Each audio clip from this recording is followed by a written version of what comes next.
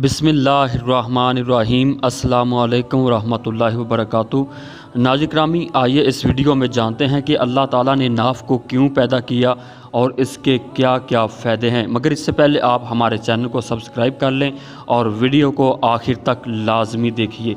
तो नाज़रीन कदर, नाफ कुदरत खुदाबंदी का एक अजीम तोहफ़ा है।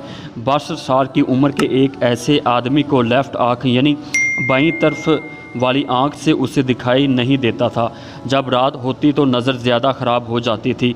डॉक्टरों ने उस शख्स को बताया कि आपकी आंखें तो ठीक हैं, मगर मसला यही है कि जिन रगों से आँखों को खून फराहम होता है वो सूख चुकी हैं। तो नाज़रीन करामी, साइंस के मुताबिक सबसे पहले अल्लाह ताला अज़्ज़ा व जल ने नाफ की तख्लीक की, जो कि एक कार्ड के ज़रिए से माँ से जुड़ जाती है। और नाफ जो कि बज़ाहिर एक छोटी सी चीज़ है, मगर इससे एक पूरा इंसान फार्म हो जाता है। तो नाज़रीन कराम, साइंस के मुताबिक जब इंसान मर जाता है तो मरने के 3 घंटे बाद नाफ वाला हिस्सा गर्म रहता है। इसकी वजह यह है कि यहाँ से बच्चे को माँ के ज़रिए खुराक मिलती है, यानी बच्चा माँ के पेट में 270 दिन में फार्म हो जाता है, यानी 9 महीने में। और हमारी तमाम रगें इस मुकाम से जुड़ी होती हैं।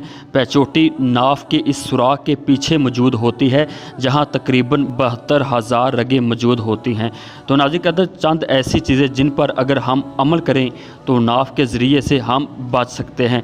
अगर आँख सूख जाए, नज़र कम हो, तो मैदे का पित्ता सही काम ना करता हो, होंठ फुट जाते हों, चेहरे को शफाफ और चमकदार बनाने के लिए, जोड़ों घुटने का दर्द, बाल चमकदार करने के लिए, सुस्ती, जिल्द का सूख जाना, अगर हम नाफ के ज़रिए इन तमाम चीज़ों का इलाज करें तो हमें खातर खा फ़ायदा हासिल हो सकता है।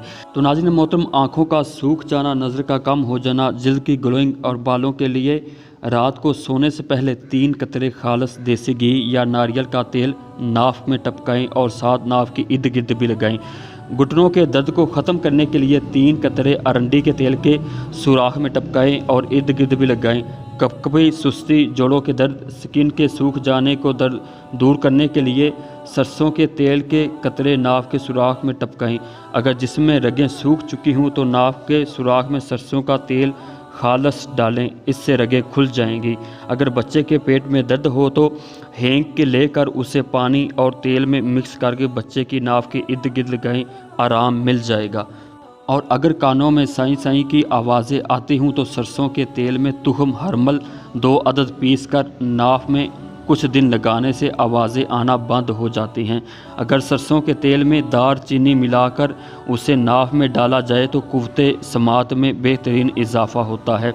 अगर नहाने के बाद रोगने ज़ैतून नाफ में डाला जाए तो ज़ुकाम और एलर्जी वगैरह नहीं होती।